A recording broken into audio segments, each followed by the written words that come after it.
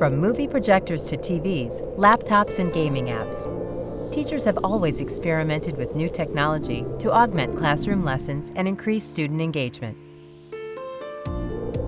Today, two of these new technologies are especially exciting for educators: virtual reality and augmented reality.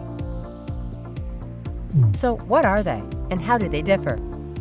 Virtual reality, or VR, is immersive.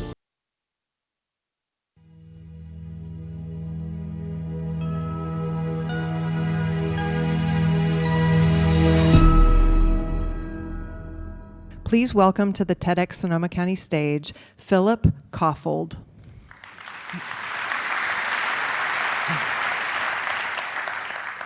All right, so I'm guessing pretty much everybody here is at least passingly familiar with virtual reality.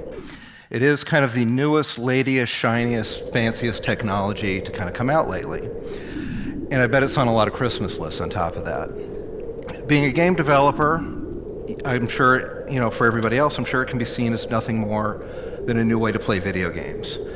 But it's an amazing technology, and it really has the potential to be a lot more.